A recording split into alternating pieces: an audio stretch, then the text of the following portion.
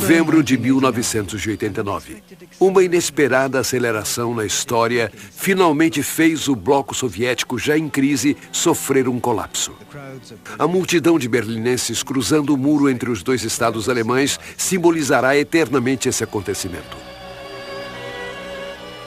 Quem poderia imaginar que menos de 2 anos depois os cidadãos, eles novamente, derrubariam a estátua de Lenin no próprio berço do comunismo? Esse outro símbolo estará para sempre ligado à desintegração da União Soviética. Entre essas duas datas, houve uma série de acontecimentos que alguns achavam imprevisíveis e outros inevitáveis. Os últimos dias da União Soviética. Versão brasileira, Alcateia e Gramofone.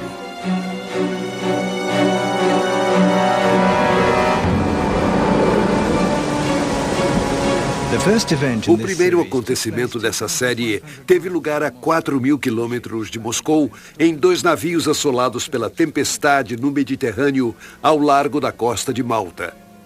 Era a primeira reunião entre Mikhail Gorbachev, secretário-geral do Partido Comunista da União Soviética, e George Bush, o presidente dos Estados Unidos da América recentemente eleito. Foi muito engraçado, porque havia uma tempestade enorme e os barcos não puderam se aproximar. E Bush ficou enjoado e Gorbachev também ficou. Todos ficaram enjoados.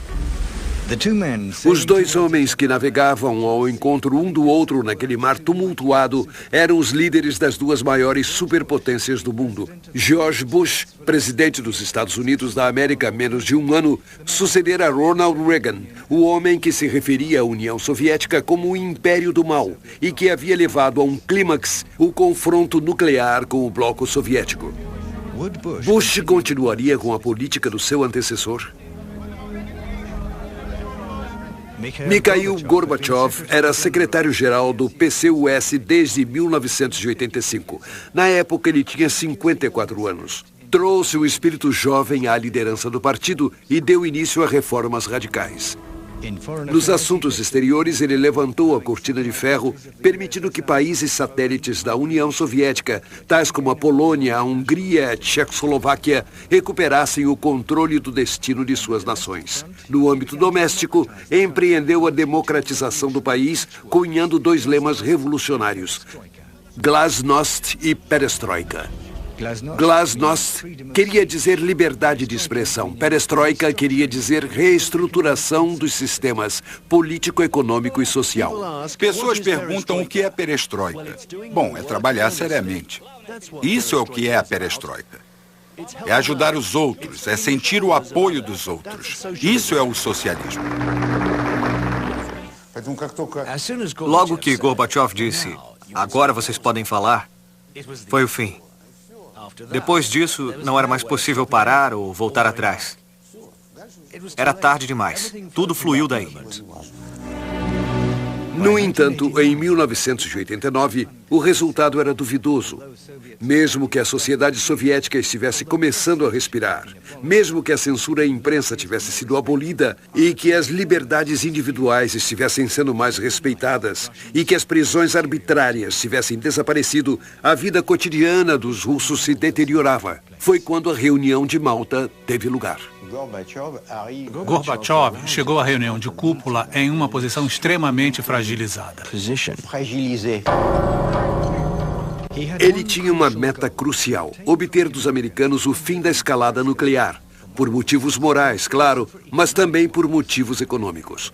A redução drástica dos gastos militares o ajudaria a financiar sua famosa perestroika e elevar o nível de vida do seu povo.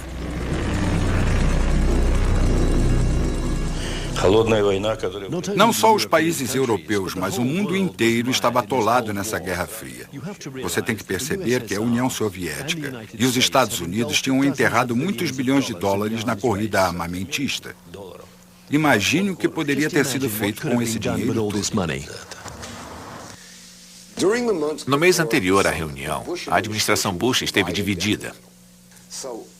O presidente Bush, e foi aí que eu desempenhei um pequeno papel, levou todo o seu comando, todo mundo, para Camp David, que é a residência presidencial de férias, e convidou para fazer uma palestra para todo o seu comando, duas pessoas que representavam visões acadêmicas americanas diferentes a respeito de Gorbachev. O professor Richard Pipes, de Harvard, que não confiava em Gorbachev, não acreditava nele e achava que a perestroika era um truque. E Stephen Cohen, de Princeton. Cohen, em 1989, tinha uma bem conhecida visão de que Gorbachev representava para os Estados Unidos uma oportunidade histórica de terminar a Guerra Fria. Depois que Pipes falou e que eu falei, fizeram perguntas. E imediatamente ficou claro para mim que o presidente já tinha decidido que ele iria acabar com a Guerra Fria com Gorbachev em Malta, naqueles navios. Bush falou a famosa frase: a União Soviética não é mais nossa inimiga. Temos que nos livrar do conceito de que somos inimigos comuns. E eu disse a mesma coisa. Nós nos apertamos as mãos. Esse gesto e essa frase em comum simbolizaram o fim da Guerra Fria. Para todos nós, foi uma grande conquista. Imediatamente nos veio à mente uma pergunta: como devemos agir nesse novo ambiente? Era difícil de responder. Foi nesse novo contexto político que Mikhail Gorbachev visitou Vilnius, na Lituânia, onde milhares de manifestantes exigiam a independência do país. Gorbachev, acompanhado da esposa Raisa, foi avaliar a situação que estava se tornando perigosa, porque a Lituânia era uma parte integral da União Soviética. Tal como os outros dois estados bálticos, Letônia e Estônia, foram anexados à União Soviética em 1940. Quando Mikhail Gorbachev veio aqui, eu o acompanhei a todos os lugares. Pelas ruas, nas praças e para conhecer os intelectuais. Ele sempre perguntava a mesma coisa: vocês querem mesmo sair da União Soviética? A resposta era sempre um unânime sim. O que mais eles poderiam responder a não ser sim? Era evidente. De volta a Moscou, Gorbachev mostrou outra conclusão de sua viagem aos seus colegas de partido. Quando Gorbachev voltou de Vilnius, ele discursou com entusiasmo. Ele disse: está tudo bem. Eles querem ficar com os russos e pertencer à União Soviética. Não há problema. No entanto, 2 meses depois, a Lituânia declarou sua independência unilateralmente. Pela primeira vez na história da União Soviética, uma de suas repúblicas estava se separando. Era um assunto sério, porque provavelmente seria contagioso. Gorbachev ganha tempo. Segue as regras que ele mesmo se impôs ao subir ao poder.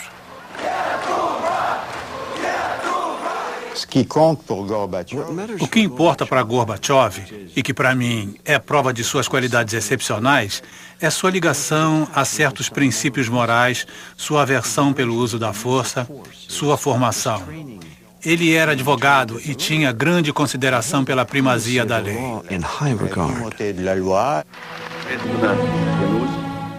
Juro solenemente servir ao povo do nosso país, agir estritamente de acordo com a Constituição. Para continuar suas reformas legalmente, Gorbachev se fez eleger presidente da União Soviética pelos deputados do Congresso do Povo e, ao mesmo tempo, aboliu o monopólio político do Partido Comunista, introduzindo um sistema multipartidário na União Soviética. Tudo tinha que ser reformado radicalmente. Eu tinha consciência disso. Mikhail Gorbachev também pensava assim. Mas ele era mais a favor de fazer melhorias e consertos. Ele costumava me dizer: cuidado, Alexander.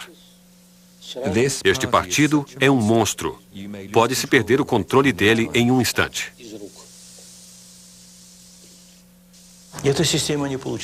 Esse sistema tinha chegado ao fim da linha. Estava desatualizado. Era óbvio, pois seguia uma política autoritária.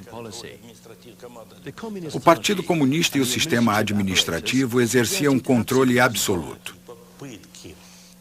Como pode observar, todos os meus passos inovadores foram contrapostos pela nomenclatura. Era sempre a mesma coisa. Em vez de governar os assuntos e implementar a perestroika, o Partido Comunista começou a retardar todo o processo. Certas pessoas achavam que só seria possível acabar com o sistema comunista desmantelando a União Soviética. Eu não entendia isso, não podia aceitar. Pensei que era melhor construir uma união ao estilo da União Europeia. Por isso, preparei um novo plano econômico que deveria ser levado a cabo em 500 dias. Tive que intervir nesse assunto durante os debates parlamentares para criticar severamente Yavlinsky e o próprio Gorbachev. Eu lhes disse, como podemos mudar para uma economia de mercado em 500 dias se nem criamos uma teoria de liberdade de mercado?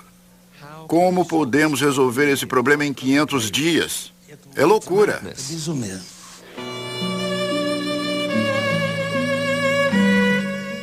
Na verdade, o presidente Gorbachev enfrentava o eterno dilema. Marxismo e capitalismo são compatíveis? Em outras palavras, é possível organizar o mercado livre dentro de uma economia controlada? A perestroika, que deveria resolver isso, não teve o efeito esperado. Abrir o mercado para a competição foi um fracasso, porque os preços continuaram fixos e os novos produtores independentes não estavam mais interessados em vender com perdas. O resultado foi uma queda na produção, prateleiras vazias das lojas e uma escassez generalizada. Não há nada nas lojas. Estamos cansados de procurar. Não há nada. Façam alguma coisa, por favor. Nós resolveremos o problema. 2 meses antes da eleição, Gorbachev já falava da necessidade de liberar os preços dos artigos de primeira necessidade. Mas quanto mais próximo chegava o momento de decidir, mais sua caneta se distanciava do papel. Gorbachev postergou e finalmente desistiu do seu plano. Mas era tarde demais. O dólar, negociado de forma ilegal, tornou-se a moeda de referência. O rublo desmoronou. A inflação disparou. Mendigos começaram a aparecer nas ruas de Moscou, coisa nunca vista antes. Os salários e as pensões não eram mais pagos regularmente. Em retrospecto, 20 anos depois, Gorbachev critica aquele plano abortado para dar um impulso na mudança econômica. Na verdade, foi um grande erro. É impossível fazer uma transição de um sistema econômico ao outro em 500 dias. Fracassamos mesmo. O fracasso foi tão extenso que no dia 1º de maio de 1990, pela primeira vez na história da União Soviética, o líder de um país foi obrigado a descer do pódio oficial na Praça Vermelha pelas vaias da multidão. Foi então que um homem que esteve desfavorecido durante anos passou ao primeiro plano, Boris Yeltsin. Ele era um alto oficial, um importante apparatchik, provinciano, apreciado por sua eficiência e franqueza, que havia sido o primeiro secretário do partido em Moscou antes de ser transferido por Gorbachev por ter criticado o progresso lento da perestroika. Devo admitir que a nomeação de Yeltsin foi um erro conjunto do partido. Discutimos exaustivamente se devíamos ou não aceitá-lo entre nós. Me disseram, Mikhail Sergeyevich, ele é confiável, deveria estar na nossa equipe. Ele não irá hesitar, ele tomará decisões. Então o aceitamos. E como tudo isso acabou? Bom, isso você sabe. Deputado do povo eleito à frente dos reformistas comunistas, Boris Yeltsin nunca perdeu uma chance de mostrar sua hostilidade contra Gorbachev. Regularmente ele o atacava no parlamento. Chegou a hora de dar à sociedade uma imagem objetiva da situação. Isso é o que Mikhail Sergeyevich Gorbachev deveria ter feito. Ele proclamou a perestroika e, claro, tem responsabilidade primordial na crise atual. A política externa de Gorbachev foi tão criticada quanto os fracassos da perestroika. Ele foi acusado de ter sucumbido aos poderes do Ocidente, não apenas por não ter negociado seriamente a partida das tropas soviéticas da Alemanha Oriental, mas também por um assunto muito mais importante. A administração Bush, disse a Mikhail Sergeyevich: todos concordamos que a Alemanha deve ser unificada. Esse assunto não pode ser adiado. Tem que acontecer, é justiça histórica. Mas o que fazer com a Alemanha unificada? Onde você irá colocá-la? Uma solução era colocar a Alemanha na OTAN para que pudesse ser controlada. Mas Gorbachev não gostou da ideia. Seria uma capitulação grande demais, uma concessão excessiva. Então disseram a Gorbachev, ou ele pediu, não sei bem, que se a Alemanha entrasse na OTAN, a OTAN nunca iria para o leste. Em outras palavras, a OTAN terminaria, pararia na Alemanha. Gorbachev teve essa promessa, mas ele cometeu um erro, confiou nos americanos. Era óbvio que os poloneses, os húngaros e os tchecos fariam qualquer coisa para entrar na OTAN, forçando os limites da organização até as fronteiras da União Soviética. Cada vez mais enfraquecido, Gorbachev, no entanto, teve uma vitória quando foi designado com ampla vantagem como secretário-geral pelo 28º Congresso do partido. Os conservadores ficaram em minoria, mas numa jogada espetacular, Yeltsin puxou o tapete do partido. Ninguém além de mim o viu naquele estado. Ele estava lívido, profundamente aborrecido. Ele que tinha sugado o leite da mãe comunismo. Ele que devia toda a sua vida ao comunismo. Tinha que deixar tudo aquilo.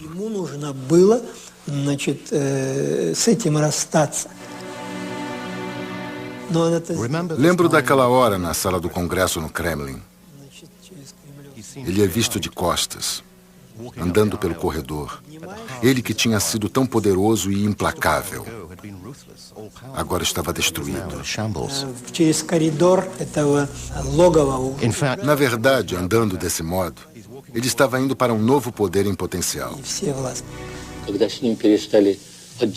No outono de 1990, a situação era a seguinte. Os democratas tinham derrubado Gorbachev depois que ele tinha abandonado o plano de 500 dias. E os comunistas também lhe viraram as costas, alegando: para que você nos serviria depois de tudo que você nos fez? Então ele foi deixado em suspenso. Nesse vácuo, o presidente Gorbachev foi forçado a escolher. Como ele não poderia se entender com Yeltsin, tanto política quanto pessoalmente, ele recorreu aos comunistas, apesar deles o terem culpado de ter quebrado o monopólio do partido. No outono, ele organizou uma nova equipe determinada. Nomeou Boris Pogo como ministro do Interior, Dmitry Yazov como ministro da Defesa e Vladimir Kryuchkov como chefe da KGB. E fez novas concessões para os da linha dura, nomeando Gennady Yanaev como vice-presidente e Valentin Pavlov como primeiro-ministro. Essa mudança de direção foi tão surpreendente que seu mais fiel companheiro de armas, Edvard Shevardnadze, renunciou. Isto é o advento da ditadura. Eu declaro, com plena consciência, ninguém sabe como será essa ditadura, quem será o ditador ou quais serão suas diretrizes. Mas quero dizer uma coisa. Eu renuncio. Faço isso em protesto contra a ditadura. Obrigado.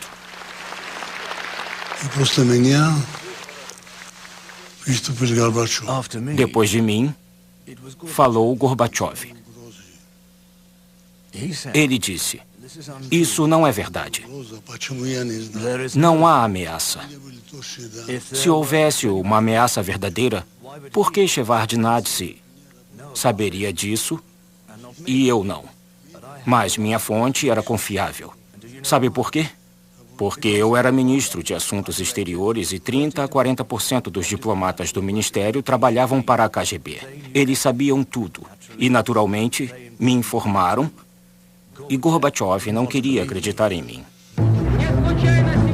O endurecimento do regime em Moscou fez com que os comunistas conservadores dos estados bálticos partissem para o ataque. Houve manifestações nas ruas de Vilnius e Riga, pedindo que seus países permanecessem no bloco soviético. Entravam em conflito com os separatistas. A tensão aumentava. Havia manifestações com 100 mil a 150 mil pessoas. A vista da multidão se perdia no horizonte. Alguns altos oficiais me chamaram a Moscou e disseram: oferecemos o que for necessário para você sufocar esse movimento. E eu respondi: eu não quero nada. Eu não farei isso. Então essas ofertas terminaram. Em Vilnius, um golpe estava sendo preparado. Havia comandos aguardando apenas uma ordem de Moscou e eles interviriam. Eu vi o presidente Gorbachev chamar Yazov, o ministro da Defesa, e dizer: quanto tempo isso vai durar? Por que não consegue lidar com esse bando de nacionalistas? E Yazov respondeu: Mikhail Sergeyevich, você é o comandante supremo. Dê-me ordens por escrito e amanhã aquela torre de transmissão e tudo em volta não existirão mais.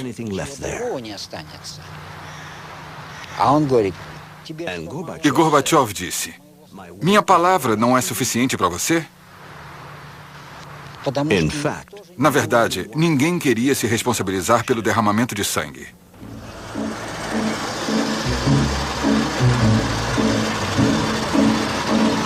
A consequência dessa indecisão nos mais altos escalões do Estado não demorou a acontecer. Os comandos de elite alfa invadiram os edifícios públicos em Vilnius e atacaram os nacionalistas entrincheirados na torre da televisão. Houve 14 mortos e 700 feridos. Acontecimentos semelhantes ocorreram em Riga, com 4 mortes. Gorbachev reagiu imediatamente, fato raro nos líderes soviéticos.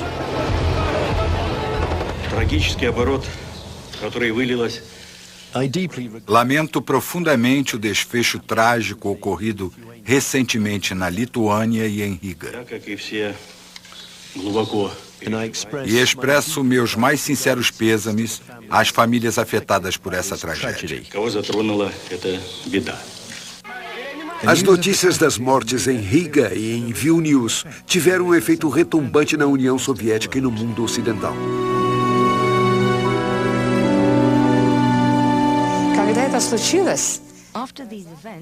Depois daqueles acontecimentos, o Ocidente, principalmente os Estados Unidos, ficaram preocupados. Temiam que isso desestabilizasse não só os países orientais, que se tornaram independentes recentemente, mas também a própria União Soviética. Lembro dos comentários de George Bush, de Margaret Thatcher e de François Mitterrand naquela época. Eles temiam que esses acontecimentos pudessem impedir a perestroika de Gorbachev. Eles gostavam de Gorbachev, contanto que ele levasse a cabo a esperança que eles tinham em uma verdadeira democratização da União Soviética. Então, para dar mais um passo no longo caminho para a democracia e ganhar novamente o controle da situação, o presidente Gorbachev decidiu organizar um referendo, o primeiro e até agora o último na história do país. Perguntava à população se a União Soviética deveria ser signatária de um novo tratado de união ainda por ser definido. 76% das respostas foram positivas. No mesmo dia, houve outro referendo exclusivamente na Rússia. 70% dos votos foram a favor de estabelecer a função de presidente da Rússia, eleito por sufrágio universal.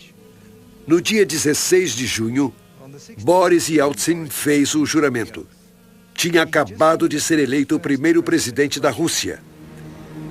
Moscou agora era a sede de duas partes opostas, a da União Soviética representada por Gorbachev e a da Rússia com Yeltsin no comando, encarnando as esperanças do povo russo.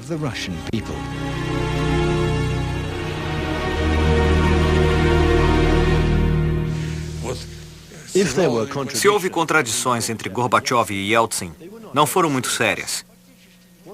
O que os impulsionava era a luta pelo poder, pelo primeiro lugar. Foi isso o que aconteceu, o que houve entre eles. Esses dois homens amavam tanto o poder que eu imagino que, se Yeltsin tivesse se tornado secretário-geral do partido, o partido teria se fortificado. Esse é o paradoxo. Nessa luta, Gorbachev foi prejudicado pelos resultados econômicos. Para tirar o país da profunda depressão cuja causa havia sido atribuída a ele, não teve outro remédio a não ser voltar-se para o Ocidente. Queria obter ajuda econômica em grande escala e conseguiu ser convidado a Londres para a reunião do G7, os países mais industrializados do mundo. Foram ditas belas palavras e ele fez um discurso impressionante. Escutem, eu fiz tudo o que me disseram para fazer. Me pediram para consultar especialistas, eu consultei. Me mandaram especialistas americanos, me pediram para liberar os preços e foi isso que eu fiz. Me pediram para liberar os mercados e eu liberei. Mas agora não tenho mais saída. Se vocês não me ajudarem, será um desastre. Mas quem surpreendeu ainda mais foi o Major, o primeiro-ministro inglês que presidia a reunião. Ele o cumprimentou, o acompanhou para fora e depois nos reuniu para discutir o assunto. Para minha surpresa, Major disse, é verdade, é preciso ajudar Gorbachev, mas o futuro é incerto e nós teremos obrigações. Temos que guardar alguma provisão para os seus sucessores. Foi bem surpreendente, já que foi a admissão da ideia de que Gorbachev estava para cair. Eles preferiam Yeltsin. Yeltsin era um líder brutal e duro, contrário à democracia, e que eles acreditavam que poderia manter a Rússia sob controle. Era o tipo de pessoa que Clinton queria no poder. Gorbachev estava indo em direção... Ele poderia ter tentado encaminhar a Rússia para uma democracia, uma social-democracia, e para uma reforma de independência que o Ocidente não queria. Eles preferiam ter um ditador que fizesse o que eles quisessem. Se o G7 tivesse dado a Gorbachev um grande pacote financeiro de ajuda econômica, financeira e de crédito, não teria havido uma tentativa de golpe. Nunca teriam ousado ir contra Gorbachev se ele tivesse um pacote de ajuda financeira de 20 bilhões de dólares. Nunca teriam feito isso. Gorbachev voltou de Londres com as mãos vazias e sabia que sua posição política estava por um fio. As férias de verão estavam próximas e circulavam rumores de um golpe de Estado. Tinha um fundamento. Um golpe estava sendo preparado há muito tempo por um pequeno grupo, todos próximos ao presidente Gorbachev ou membros do seu governo. Começou em dezembro de 1990. Não nos encontrávamos todos juntos. Nos reuníamos em pequenos comitês. O país estava indo para a ruína e era necessário tomar medidas extraordinárias para deter esse processo. Tínhamos a Constituição da União Soviética por detrás e o referendo de março, quando as pessoas tinham dito um firme não à dissolução da União Soviética. Os aspirantes a golpistas se opunham fortemente ao novo tratado preparado por Gorbachev, que tornaria a União Soviética uma federação de estados soberanos, cada qual gozando de um grande grau de independência. O projeto de um tratado para criar a nova União estava pronto. Foi publicado no fim de julho. Os principais problemas estavam quase resolvidos. O dia da assinatura já tinha sido marcado, seria no dia 20 de agosto. Os primeiros a assinar seriam Rússia e Bielorrússia. Os conspiradores pensaram, agora é a hora de agir. Foi isso que aconteceu. No dia 18 de agosto, enquanto Gorbachev e a mulher Raissa e a família estavam em férias na residência presidencial na Crimeia, algo preocupante ocorreu. O Ministério da Defesa cortou a eletricidade e o telefone na residência presidencial. Os militares me disseram que tinham recebido a ordem. Foi isso que aconteceu. E eles saíram de lá. Enquanto isso, navios da Marinha Soviética patrulhavam ostensivamente ao longo da costa. A ideia era criar uma sensação de tensão na residência. Pouco tempo depois, uma delegação de ministros e membros do parlamento entrou na residência de Gorbachev. Sem mais delongas, ordenaram que ele declarasse estado de emergência no país, o que de fato confirmaria o golpe de Estado. Ele respondeu declarando os princípios constitucionais. Eu simplesmente disse aos conspiradores: reúnam o Congresso do Povo. Então vocês falarão diante deles e eu farei o mesmo. Depois tomaremos a decisão adequada. Eles me responderam: nesse caso, renuncie. Eu me recusei. Portanto, o golpe deparou-se com minha resistência e não teve meu apoio. Eles queriam que eu os apoiasse. Foi assim que as coisas aconteceram. De acordo com um dos conspiradores presentes, o comportamento de Gorbachev naquele 18 de agosto, quando o futuro do regime estava em jogo, foi bem diferente. Eu estava lá e foi assim que Gorbachev se comportou. Ele pegou um pedaço de papel e disse: escreverei ao presidente do parlamento pedindo que reúna o Congresso do Povo. Ele pegou a caneta e um pedaço de papel, mas disse: na verdade, por que eu escreveria? Vocês estão aqui, vão e digam ao presidente para reunir o Congresso. Outro participante entendeu o comportamento de Gorbachev como um encorajamento tácito ao golpe. Tivemos a impressão de que o presidente não nos podia dizer abertamente: vão em frente, deem um golpe, peguem Yeltsin pelos pés e joguem-no onde quiserem. Não, ele nunca disse isso. Mas os presidentes não usam esse tipo de linguagem.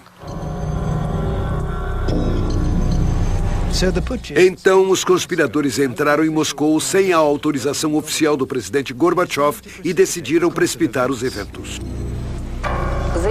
Declaração dos líderes soviéticos. Devido a Mikhail Gorbachev estar incapacitado por motivos de saúde a exercer suas funções de presidente da União Soviética, conforme a linha 7 do artigo 137 da Constituição, declara-se o estado de emergência. 500 tanques entraram em Moscou. Foi Yezhov, ministro da Defesa, quem dera a ordem. Posicionaram-se em lugares estratégicos, em volta de ministérios, da rádio, na televisão. Rodearam o parlamento da Rússia, a Casa Branca. Os conspiradores, no Kremlin, instituíram a censura, proibiram demonstrações e estabeleceram um toque de recolher. Entraram em contato com Boris Yeltsin, que recusou o convite para juntar-se à ação. Na casa de campo de Yeltsin, nós traçamos um apelo ao povo. Encontramos as palavras claras, precisas e adequadas para dizer que Gorbachev, o presidente legitimamente eleito, tinha sido retirado do poder e que os golpistas eram criminosos de Estado.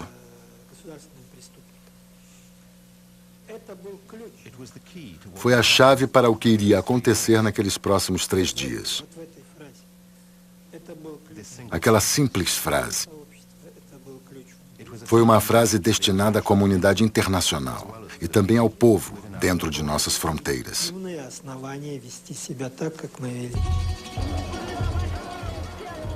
Cada vez mais moscovitas chegavam à Casa Branca, que estava rodeada por tanques.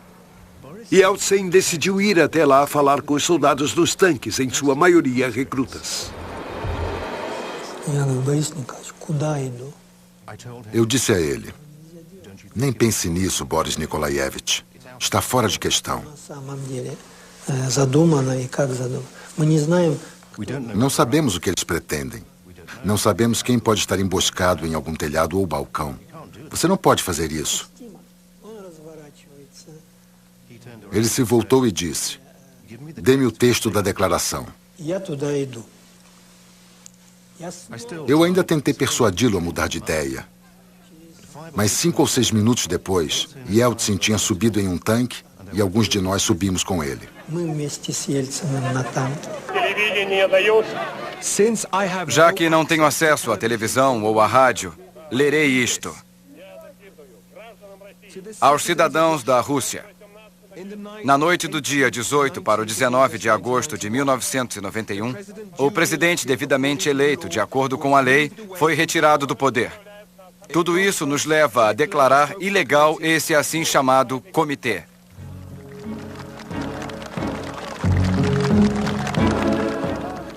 A declaração de Yeltsin teve um efeito imediato nos manifestantes que tinham ido à procura de um líder. Os jovens soldados nos tanques não sabiam o que fazer.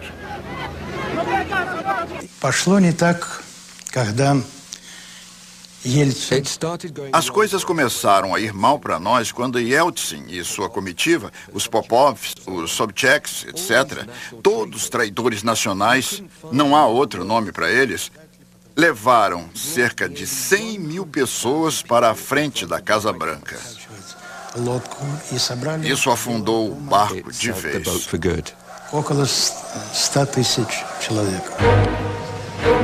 Às 17 horas, os conspiradores apareceram pela primeira vez. Gennady Yanayev, rodeado por 5 homens, fez uma conferência de imprensa. Ministros e dignitários do partido, todos tinham sido designados por Gorbachev. Gostaria de anunciar que o Comitê Administrativo do Estado de Emergência da União Soviética está totalmente ciente da extensão da crise que se abateu sobre nosso país.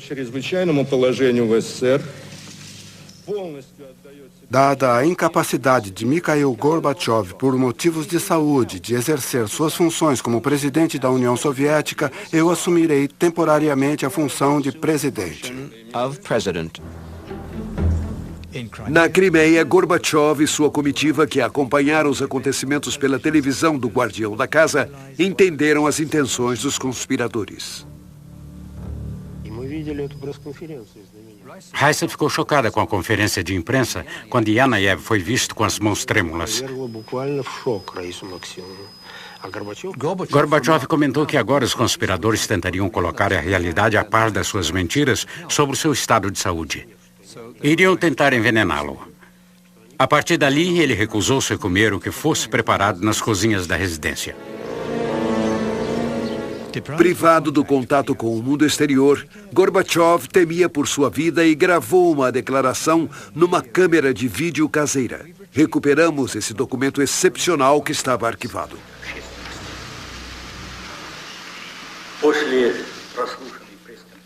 Depois da conferência de imprensa do Comitê do Estado de Emergência, dirigido pelo camarada Yanayev, compreendi que os públicos russo e estrangeiro tinham sido mal informados.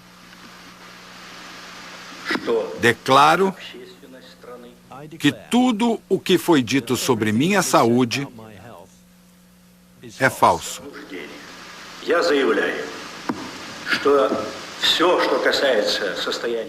Essa mentira serviu como uma trama contra a Constituição. O legítimo presidente está sendo impedido de exercer suas funções.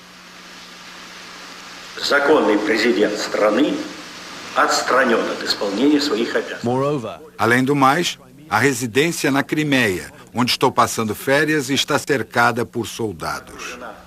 Estou preso.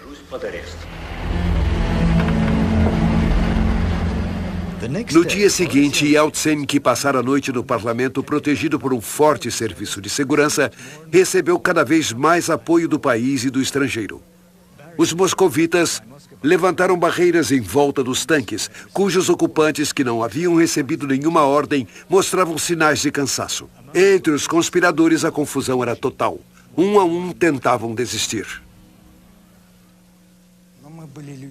Todos nós, membros do Comitê do Estado de Emergência, não conseguimos mandar atirar no nosso próprio povo. Não houve guerra civil ou derramamento de sangue. Só um acidente durante a noite quando os tanques começaram a se retirar. Havia uma saída que tinha sido obstruída por veículos, tais como um caminhão de lixo, um trólebus e um caminhão, e atrás deles havia algo, provavelmente tanques, tentando passar.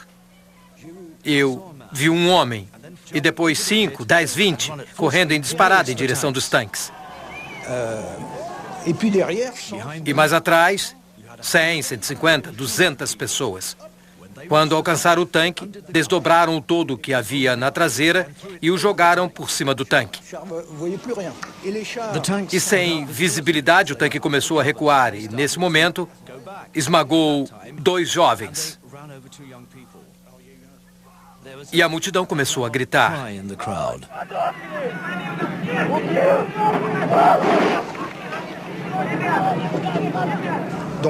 Os soldados saíram do tanque. Ninguém foi linchado. Pelo contrário, disseram: irmãos, o que vocês iam fazer? O que vocês iam fazer? Pela primeira vez na União Soviética, as pessoas agiam de acordo com a própria consciência, com o próprio interesse, em vez de seguir ordens coletivas.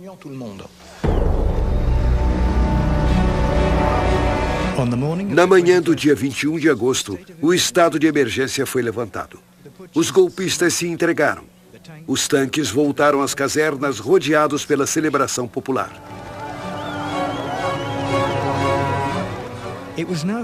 Agora era hora de trazer Gorbachev de volta a Moscou. Em pânico, os golpistas decidiram mandar Vladimir Kryushkov e alguns outros para a Crimeia. Acharam que, estando perto de Gorbachev, poderiam proteger-se das consequências do tumulto que haviam causado. Ao ouvir isso, Yeltsin, que suspeitava de uma possível traição, decidiu mandar seu vice-presidente Rutskoy buscar Gorbachev. Ele então apareceria como o salvador de Gorbachev aos olhos da opinião mundial. Portanto, Yeltsin informou sua iniciativa às embaixadas ocidentais em Moscou. Eu estava em contato com a embaixada francesa de lá, que me informou que um avião iria partir. Eu falei com o embaixador: coloque alguém nesse avião. Coloque alguém nesse avião. Esse alguém era um diplomata francês que falava fluentemente o russo. Ele se uniu a Rutskoy e sua equipe e o avião pousou 2 horas depois na Crimeia. Eles foram imediatamente ver Gorbachev. Gorbachev estava protegido por uma pequena unidade que nos levou até ele, sua esposa Raissa e sua comitiva. Os golpistas estavam em volta. Eu lhe disse que estávamos a favor do que ele havia feito e que viéramos ajudá-lo a voltar. O que o deixou bem animado. Sua esposa parecia muito abalada, dava muita pena. Rutskoy lhe disse: viemos soltá-los. O problema era que Kryushkov e seus golpistas ainda estavam lá e também queriam levar o presidente Gorbachev de volta a Moscou em seu avião. Gorbachev nos disse: obrigado, pessoal, mas eles vieram me buscar. Vou no avião deles. Hoje à noite faremos as malas e viajaremos pela manhã. Nós, do grupo de Yeltsin, dissemos: de jeito nenhum, você vem conosco agora mesmo. Mesmo tentado em ir com os golpistas, Gorbachev concordou em ir no avião enviado por Yeltsin, mas ele sabia o que o esperava. Mikhail Gorbachev estava angustiado. Não estava no seu estado de espírito usual. Não sabia o que dizer. O corpo inteiro tremia. E eu sabia por quê. Porque ele tinha percebido que iria perder tudo. Uma grande delegação de partidários de Yeltsin, o verdadeiro vencedor do golpe, recebeu Gorbachev no aeroporto de Moscou. Ele foi corajoso.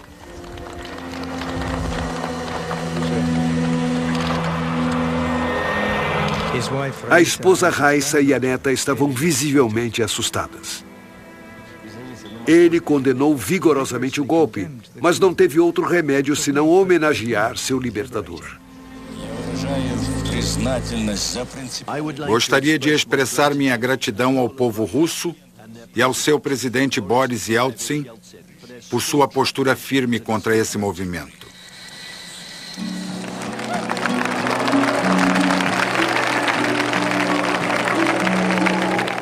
Gorbachev estava agora à mercê de Yeltsin, que se apresentou como o salvador da perestroika e da democracia.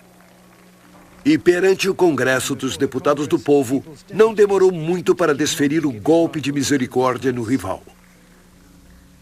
Ele brandiu o texto de um decreto que suspenderia as atividades do Partido Comunista na Rússia enquanto não fosse elucidada a real participação da equipe de Gorbachev no golpe de Estado. Um dos deputados foi mais longe.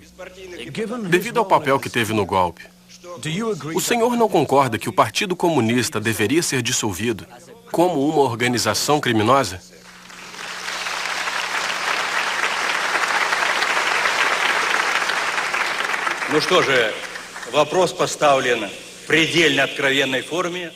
Já que a pergunta foi tão direta, responderei da mesma forma.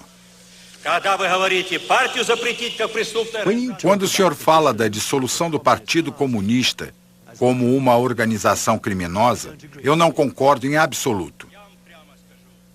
Proibir simplesmente o partido seria um erro da parte do governo e do presidente democrático. Nesse ponto ocorreu uma cena incrível. Yeltsin subiu a bancada. Ele queria que Gorbachev assinasse o decreto com ele. O presidente resistiu. Yeltsin insistiu. Gorbachev recusou. Yeltsin voltou à sua cadeira e... Camaradas, para terminar com isso, permita-me assinar o decreto pondo um fim à atividade do Partido Comunista Russo.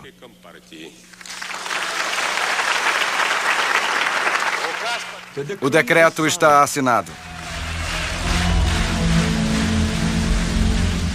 Essas imagens, que foram transmitidas ao vivo para todos os aparelhos de televisão da União Soviética, aceleraram a desintegração do Império. Nas semanas seguintes, o governo soviético reconheceu a independência dos estados bálticos, da Geórgia, Armênia, Ucrânia e Bielorrússia. Foi quando o presidente Gorbachev, que tentava manter um elo ainda que tênue entre Moscou, Ucrânia, Bielorrússia e as repúblicas asiáticas, pensou em criar uma comunidade econômica. Trabalhamos em um novo tratado de comunidade econômica e Yeltsin estava na equipe. Ele até assinou. Publicamos esse projeto para um tratado e mandamos para os líderes de todas as repúblicas para ser ratificado. E pelas minhas costas, Yeltsin preparava os acordos de Bielovete. De fato, no dia 8 de dezembro de 1991, no chalé de caça de Bielovete, no meio da floresta bielorrussa, Yeltsin reuniu secretamente os presidentes da Bielorrússia e da Ucrânia, Stanislav Shushkevich e Leonid Kravchuk. A ideia era assinar com eles uma nova aliança política e econômica para arruinar o Tratado de Gorbachev e minar ainda mais suas funções como presidente da União Soviética. Sem Yeltsin e sem a parte representada pela Bielorrússia e pela Ucrânia, não teria havido a desintegração da União Soviética. E se não tivesse havido a desintegração, continuaria tudo igual. O velho regime com os velhos princípios que todos conhecemos bem. Gorbachev tinha perdido tudo. Bebeu a taça amarga até a última gota. No dia 21 de dezembro, em Alma-Ata, no Cazaquistão, 11 repúblicas uniram-se à Comunidade dos Estados Independentes, CEI, a nova comunidade econômica criada por Yeltsin, assinando dessa forma a sentença de morte da União Soviética, que tornara-se uma casca vazia. Gorbachev desaparecera. Passamos a metade do tempo nos preocupando com o futuro da União Soviética. Já chega.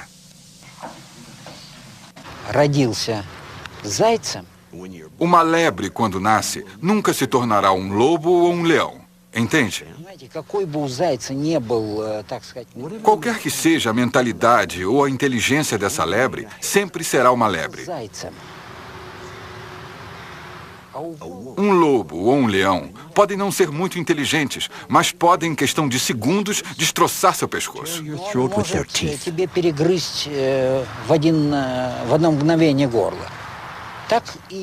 Isso dá uma ideia da relação entre Yeltsin e Gorbachev.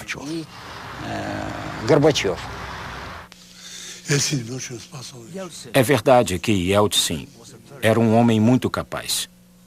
Seu único defeito, ele bebia. Se você o visitasse pela manhã, ele conversaria normalmente. Mas à tarde, ele já estava bêbado. E se a vodka não estivesse gelada, ele gritava para os assistentes: por que a droga da vodka não está gelada?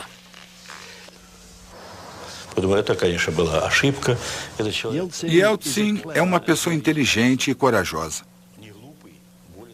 Até tinha boas ideias. Mas era um aventureiro. No Kremlin, Gorbachev só governou os escritórios cada vez mais vazios que o aventureiro Yeltsin tanto queria ocupar. Gorbachev, o apparatchik, que se transformara em democrata, que realmente acreditava na reforma do comunismo.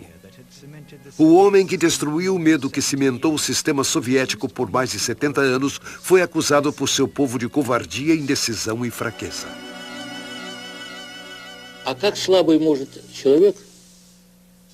Mas como um homem tão fraco poderia ter iniciado a perestroika?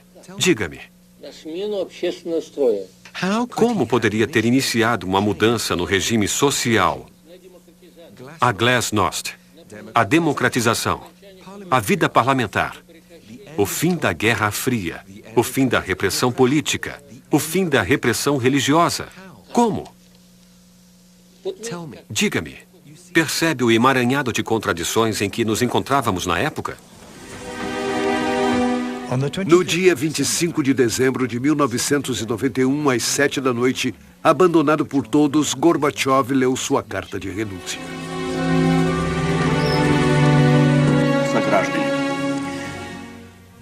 Caros amigos compatriotas e cidadãos, em vista da presente situação com a criação da CEI, eu, pela presente, cesso minhas atividades como presidente da União Soviética.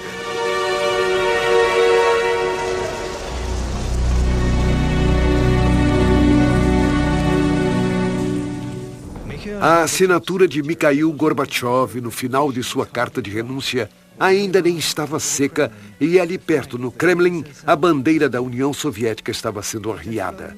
Havia tremulado por 74 anos sobre o maior império do século XX. Foi substituída pelas 3 cores da Rússia. Uma nova era começava, com as promessas de democracia, desarmamento global e o respeito pelos direitos humanos. O tempo passou e sabemos o que sobrou disso.